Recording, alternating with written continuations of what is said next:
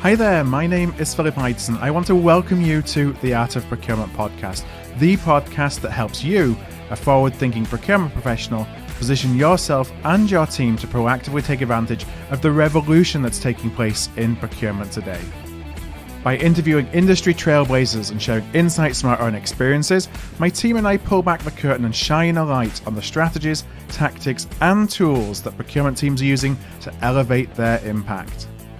And today on the podcast, I'm joined by two executive leaders from within the procurement practice of global consultancy firm Boston Consulting Group, or BCG. Daniel Weise is partner and managing director based in BCG's Dusseldorf office and leads BCG's procurement activities globally.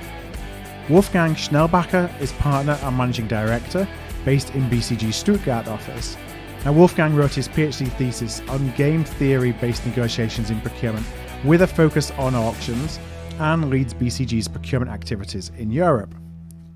Daniel and Wolfgang, alongside their colleagues Schuh and Alenka Triplat, recently wrote Profit from the Source, a book published by Harvard Business Review Press that draws on BCG research and the author's first-hand experience working with some of the world's leading companies to share strategies that drive bottom line and, really importantly, top line growth for companies. I dig into a number of the key concepts within the book in this interview, and we spend a lot of time discussing how procurement leaders can help increase the profile of procurement across the C-suite, demonstrate the ROI for additional procurement investment, and we also discuss the importance of putting suppliers at the heart of your procurement strategies. And so I start by asking Daniel if he found procurement or if procurement found him. That's actually an awesome question. It was both ways. Part of my studies was actually majoring in procurement when I was back in university some 20 years ago. But when I joined BCG, it was rather a coincidence. One of the first, or actually the first assignment I did was a restructuring case. And I happened to be on the procurement module. And that's where I really started to get a lot interested, because we were kind of saving this company with cost savings originating out of the procurement module, and we were fueling the innovation pipeline with innovations coming from the supply base. And I realized procurement isn't at all a boring spot. And by coincidence, I started, and ever since, I only did procurement. Whereabouts did you go to university where you were able to major in procurement? There was in Germany, it's a small place called WHU, and part of the business administration was an elective on procurement as part of the master studies. Have you seen that? Because I don't see that much still in the States here. Have you seen in Europe there's been more of a focus on education, procurement and being able to major in procurement? Or was it still pretty, you got to look a long way to be able to do that? I think it's actually starting up more and more. I'm aware of a couple of the bigger universities, or the most known universities in Europe, actually procurement being on the agenda and on the curriculum. So I'm aware of LBS, of LSE, WHU has one, St. Gallen, Mannheim in Germany, and many others as well. So I think it's becoming more and more. Good. Wolfgang, I asked the same question to you. Did you find procurement, or did procurement find you? I found procurement. Yeah. Interestingly enough, I was studying pure economics with two majors. One was on auditing, controlling, and one was on marketing. And then I started my first job, and it was actually in auditing, controlling. And already on my second workday, I was getting my first professional crisis, if you want. Right. I was realizing this is not for me. I need something in the intersection of numbers and analytics, and at the same time, people. And then I did some research, and I found procurement is a very hot topic to deal with that. And then I went to university and did my PhD in procurement, despite I did not study this before. Yeah. And since then, I did my PhD on game theory-based negotiations in procurement. I focused there, and I stayed there. It's good that you found out that your original career path wasn't where you wanted to go after 2 days, rather than doing it for 20 years and then figuring that out. Exactly. Well, you've both co-authored a book with another couple of authors called Profit from the Source, Transforming Your Business by Putting Suppliers at the Core. And I actually have a copy of the book right here in front of me, and I have a number of questions I thought we could kind of dig into today, to just explore some of the topics and themes that that you really wanted to bring out here into the world with the book. But before I ask some of those questions, where did the idea come from to write the book? And I'll open that to either of you, because I'm not really sure whose brainchild this was. It was a group effort, and the story actually goes like this. We formed a team in 2017. So I was at that time leading the procurement topic for BCG in Europe, and part of my task was bringing together the best team to actually, build our presence there from a BCG perspective. Wolfgang joined in 2017. Also, Christian Alenka, they joined us in early 2018. And when we then came together as a group, we were discussing on how we see the reality and the future of procurement. And we actually realized that what we hope to be the reality of procurement was not to be seen as the future of procurement. Yeah. And we said, look, something we have to do about it beyond doing casework for our clients.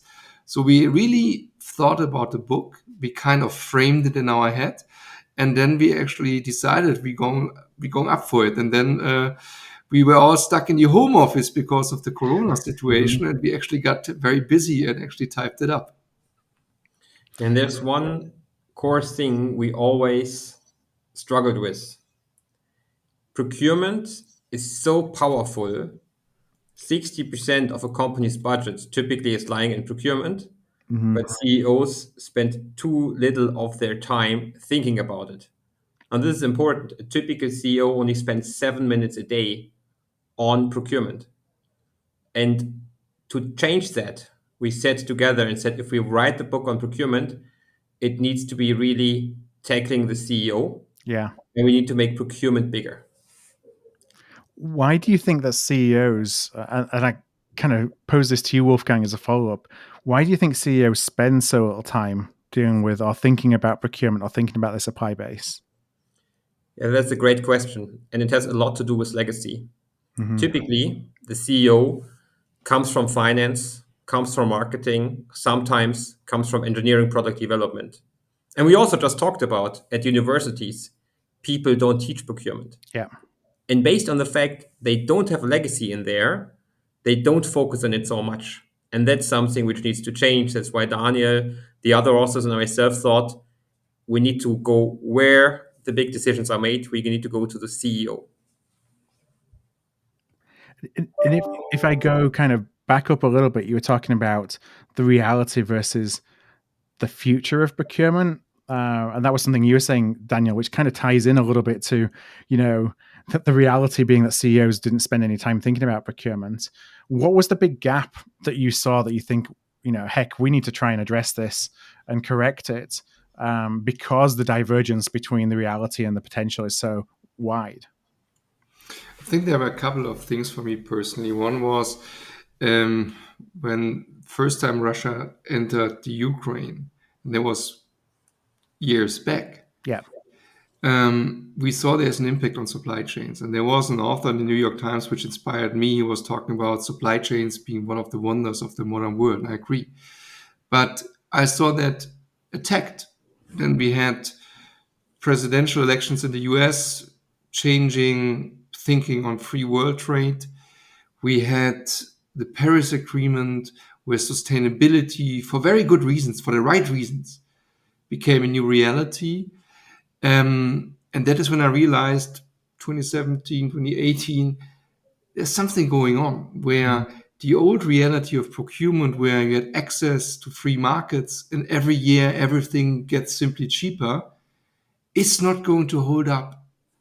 And that is when we started to realize, also in this group, we were writing the book together, there is a new need to rethink procurement. Don't take suppliers as granted. Don't take capacity as granted.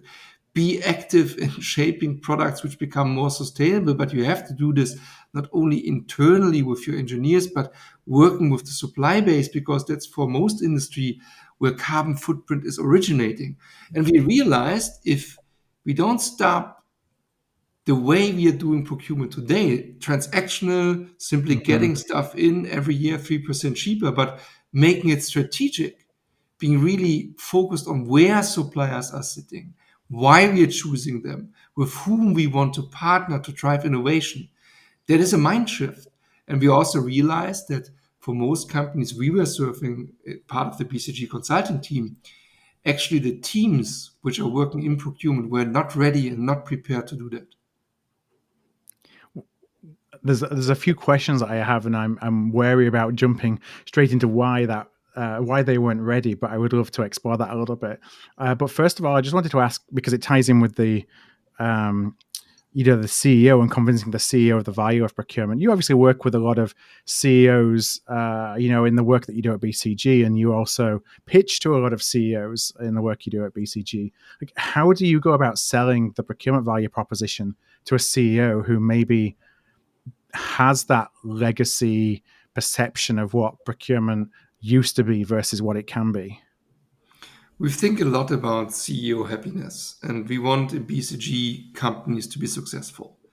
We think that procurement is actually positioned to achieve this if put in the right space. And the reason is, now let's talk about today.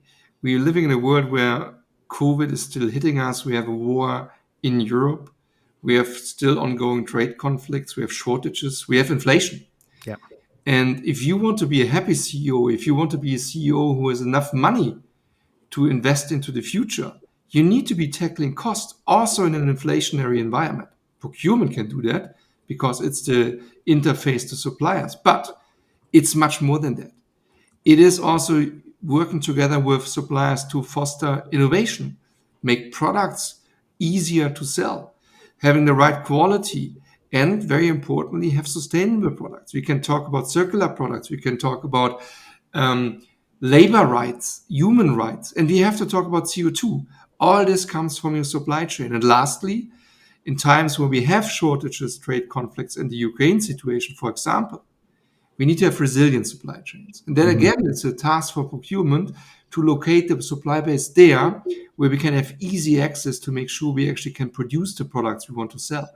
And that's why we are pitching to CEOs, because if you want to have that, if you want to have a competitive advantage by not only working on cost, but also innovation, quality, sustainability, and the risk dimension, you need to put the supplier at the core. CEOs typically are triggered by numbers. Yeah. So if a CEO wants to succeed in innovation, just as Daniel just said, how many engineers does a typical CEO have in his organization? How many engineers do his top 10 suppliers have? Likely the same number times 10. How many engineers does his entire supply chain have? Likely this number times 100. Now, by getting procurement right, you get access to these engineers if you want to have innovation. How much of CO2 is really produced by yourself versus your scope 3, versus your supply chain? Again, that's where the lever is. We just said 60%, oftentimes more, of your budget is in your supply chain. Profit from the source is the secret to CEO's happiness. And by that, tackling the core elements of your core value generation, you will leapfrog the overall competition.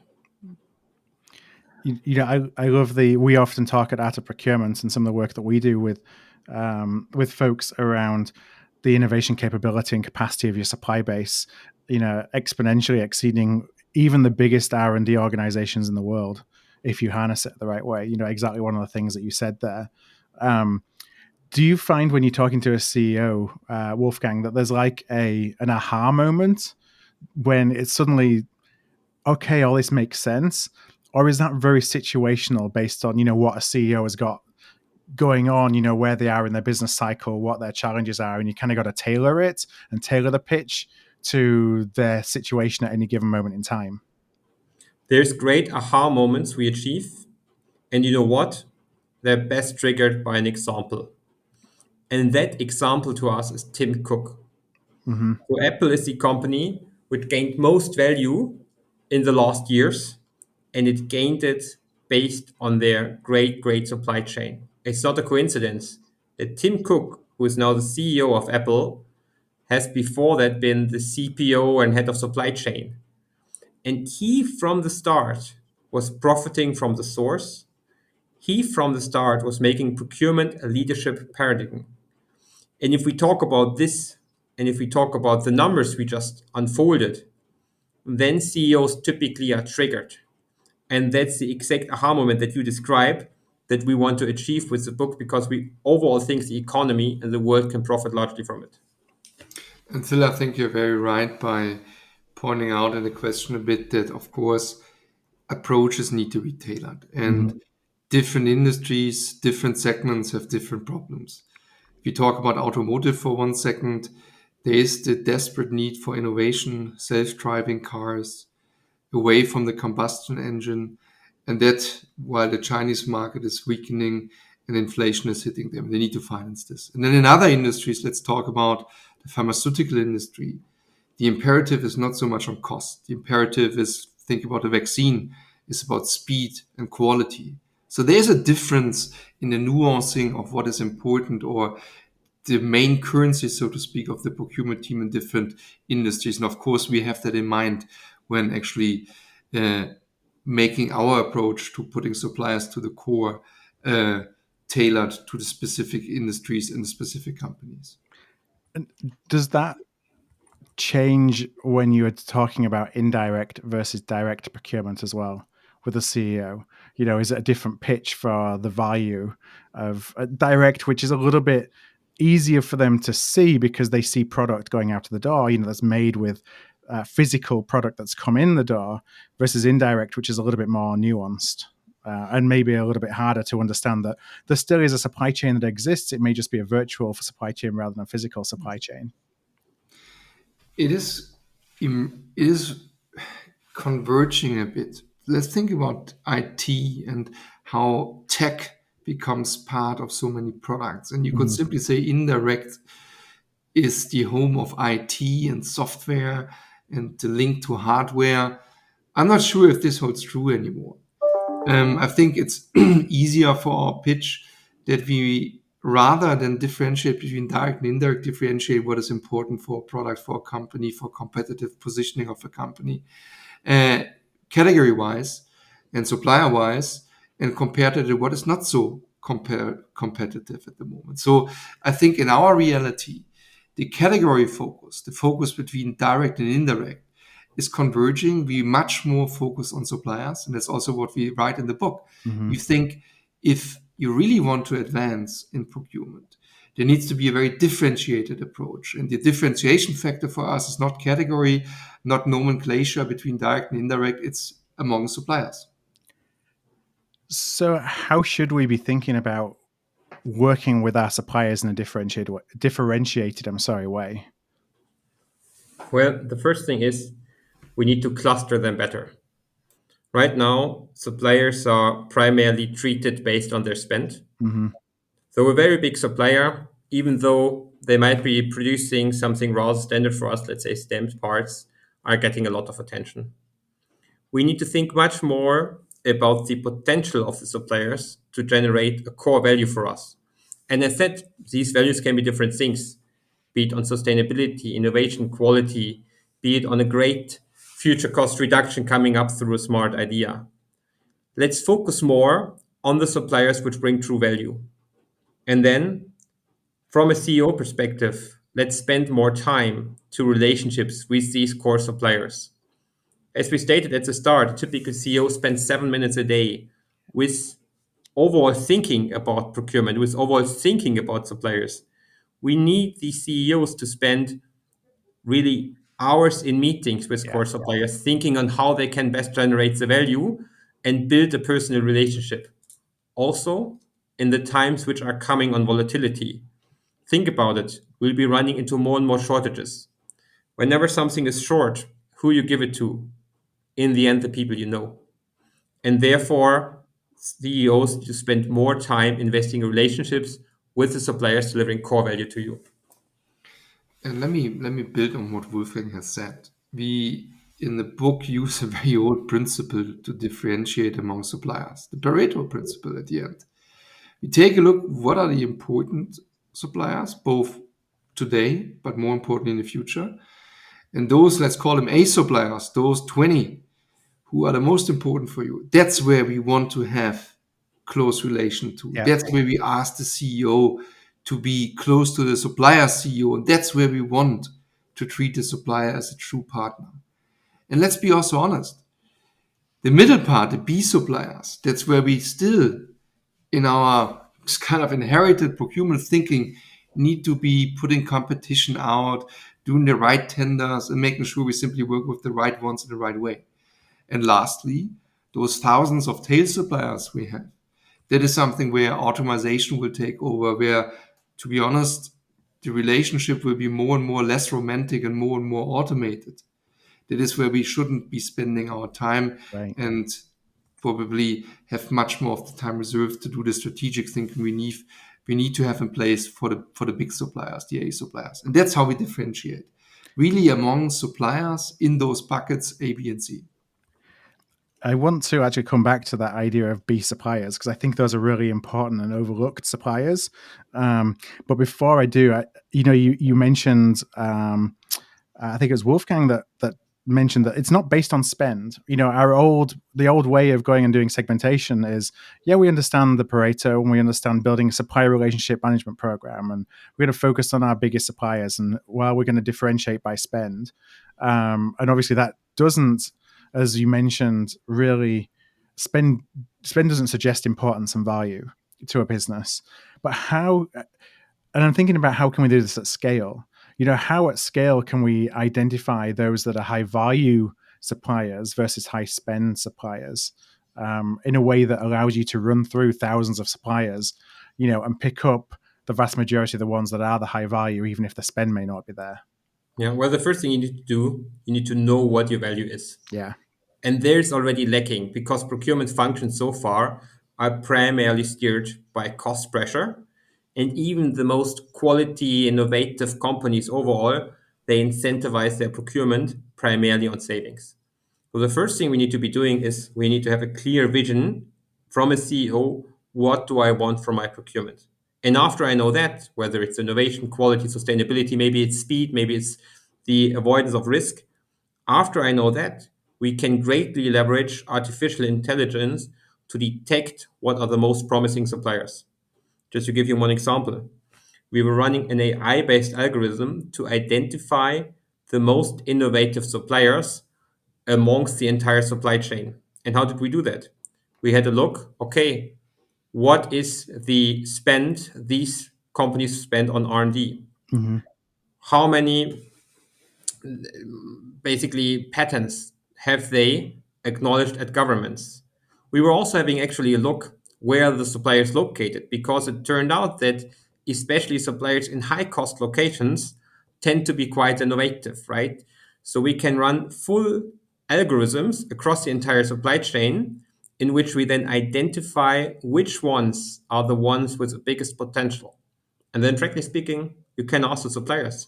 Yeah. You can make concept tenders, concept competitions where they have to hand in different ideas. And procurement is spending so little time on these things because CEOs don't give them the right incentive to find out the core value they need for their overall company. That's fascinating because I find that the innovative suppliers are so often lost in tail spend, and you only find out about them when when the business has decided they're innovative and wants to work with them and has put more money their way, and therefore they go over the thresholds of tail spend. What are some of the measures that we could use to incentivize procurement to focus on value, however value is defined, versus just spend and savings potential? Well, if we want to incentivize right, we need to first find the right KPIs. Yeah. And this is tricky. However, in each value dimension, we have some clear indicators we can then jointly define with the core business looking for them. Let's talk about CO2. CO2 in sustainability, you can have a clear target on the overall CO2 reduction. Let's talk about quality. We can have a clear incentive on the parts per million we're producing overall, so the quality failures. We can have a clear incentive, for example, on the customer satisfaction, be it in quality or be it in innovation. So if we bring the company closer together if we make procurement more a centerpiece and, for example, expose procurement to some quality satisfaction of our own products, expose procurement to the overall sustainability targets, expose procurement on how innovative we are seen as a company, then we can also make things more measurable. And frankly speaking, it will also make procurement a cooler place to be, because more and more people within my own organization will care about procurement, Yeah. because it plays more a centerpiece, and these people now really are exposed to the customer, are exposed by a clear measurement to sustainability, are exposed to maybe cool innovations, and we can really track it in the overall organization. Yeah, I always feel like perception of procurement, it's something that always comes up for us in our surveys of being challenging for procurement leaders. But while it's an internal metric, it's something that really drives the impact that procurement can have. And the better the perception you have within the rest of the business of the role that you can play, then opportunities flow downstream to get more involved in value-adding activities rather than just kind of the traditional Exactly. activities that the business thinks that we do, because we've just spent 20 years conditioning them to think that that's what we can do, because that's what we built the business case on.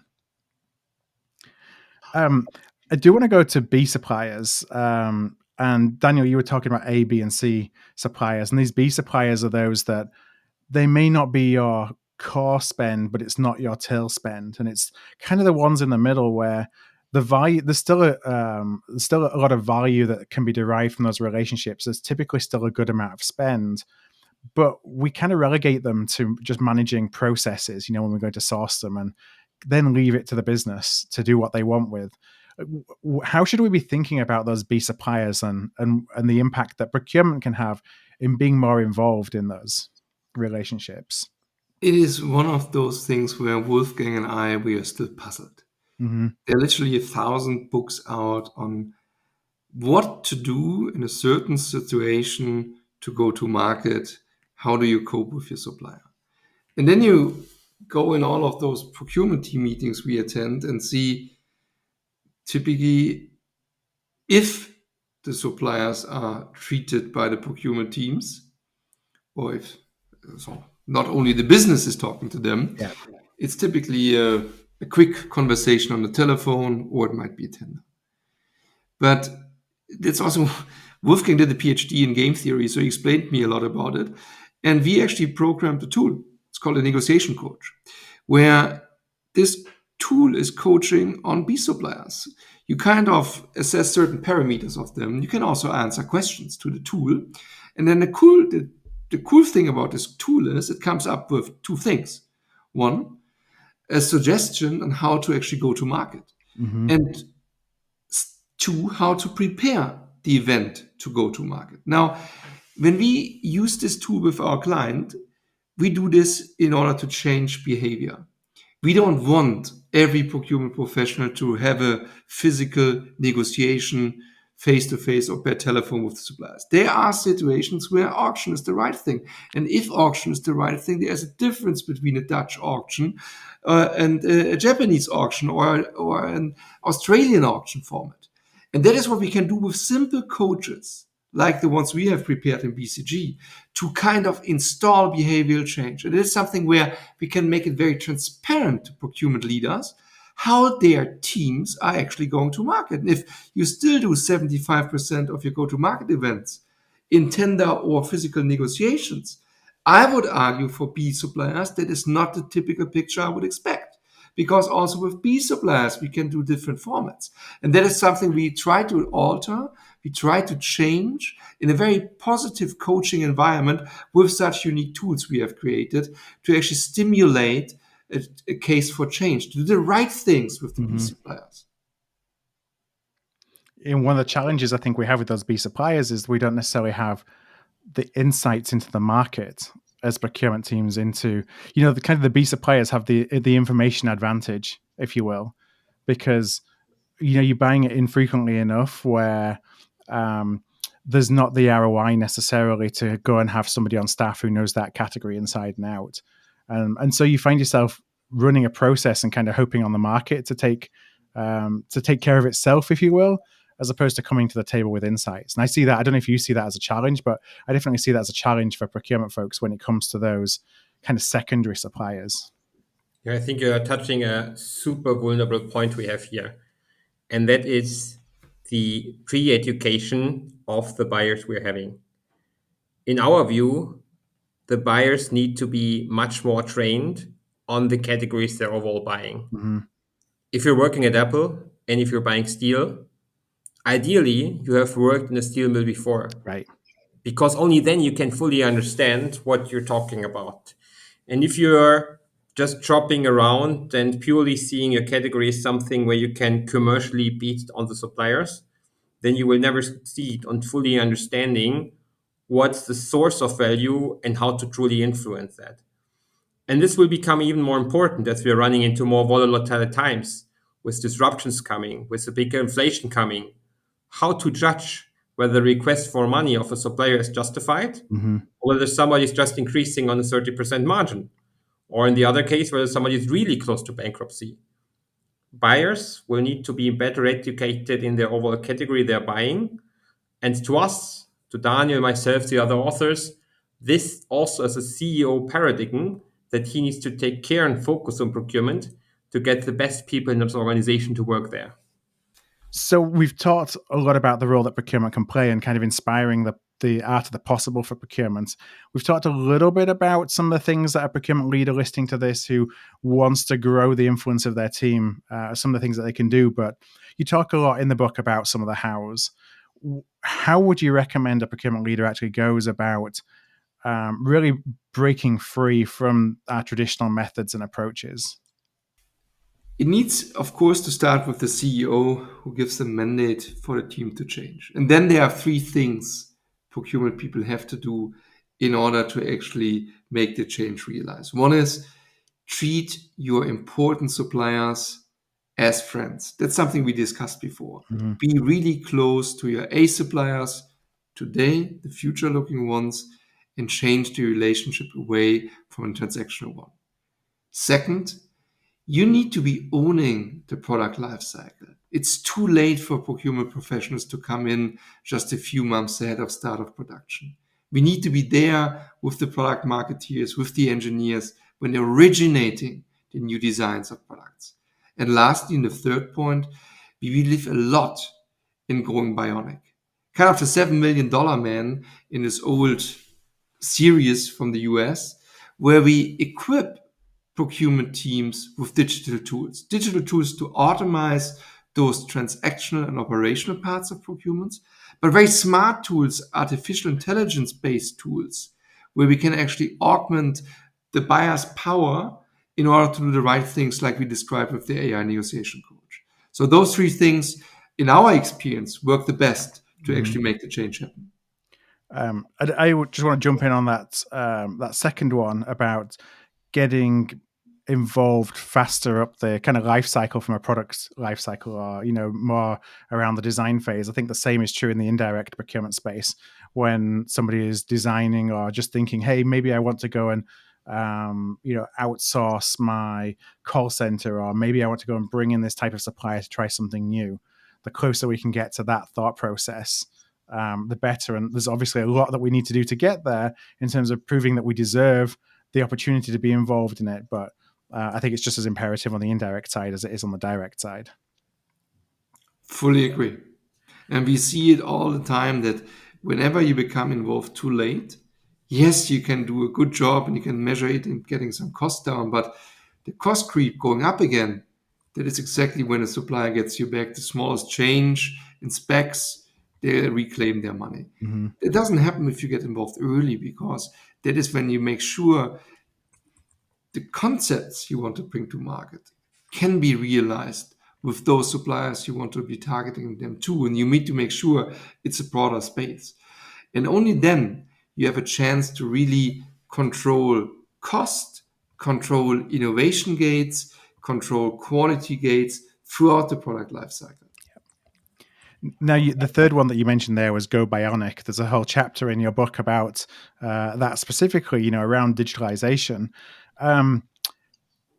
Is the constraint of digitization now our ability to effectively use the technology that exists, or are there some other roadblock? Like we don't know how to architect the right kind of fit for purpose mix and match of technology. Like where's the biggest roadblock for us in digitizing now, do you see?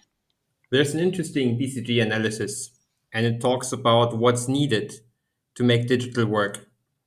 And the answer is simple: 10% is the right tool, 20% is the right data, and 70% is really the people behind, how willing and trained they are to use digital solutions. Now, that already tells us a lot. The tool, it's not. We've got great tools out there. Yeah. We struggle a bit with the data, that's true, because based on the fact we've not been working digital in the past, we don't have the data centrally stored. There's still so much a company theoretically knows on drawings, on invoices, in the head of buyers, in the head of users, but so little centrally stored. But now the major piece, of course, is how used are people to work with technology. And here comes the very important part. People are actually willing if they trained right and if they carry to these solutions right. Nobody's complaining about Amazon. Nobody wants, when they order something, to actually talk to a counterpart, right? They just wanted to go through also with their bank accounts, right? It's rather felt as something cumbersome now to go back to always talk to people. But in business life and in how digital solutions are used in procurement, we can become better of taking the people by the hand, of taking the employees by the hand, inside and outside of procurement, to use these digital solutions. How important do you think it is for us to help those employees understand that this is opportunity and it's not something to be fearful of? You know, that the robots aren't coming to take their jobs and their jobs will disappear. More that this is going to provide opportunity for you to do new and more interesting things. I think it's very important. And we believe in our team that procurement professionals have to have a lot of strengths. And that is being a diplomat, being creative, being an analytics guy, being a negotiator. And the more we can free up people's time, wasting in repeating step by step, following a process which can be easily automated, or thinking through standard solutions which an AI-based coach can easily recommend to you, the better we can be to actually free up people's time to become a lot more strategic. And I think as soon as people realize those things are there to help, those things are there that I actually have fun doing my 8 hours a day in procurement, the better adaptation can and should be. Now, I know it's about time to wrap up. So first of all, Daniel and Wolfgang, I want to thank you so much for joining me today and having this conversation with me. If I would encourage anybody who's listened, who's enjoyed the podcast, to seek out your book, which is, again, Profit from the Source, Transforming Your Business by Putting Suppliers at the Core. And so my very last question, and I'm hoping this is the easy question, where would be the best place for folks to find the book if they would like to get a copy? You can get it anywhere. Check out Amazon, check out your local bookstore. It's coming out with Harvard Business Review, so it should be everywhere available. If this episode struck a chord with you, please do send it to somebody. We grow here at Art of Procurement through word of mouth, and that would be really appreciated. You can also support us by giving us a thumbs up, a star rating, or a review wherever you listen to your podcasts. Since 2015, we've built the world's largest free resource for procurement professionals looking to elevate their impact. Our resources span podcasts like this, videos, blog posts, papers, and events. To join us on the inside and to ensure you never miss an episode, a webinar, an event, or a post, please do subscribe to our weekly newsletter, This Week in Procurement. You can do that at artofprocurement.com/subscribe. That's artofprocurement.com/subscribe. Thank you for joining us today, and I look forward to seeing you again soon.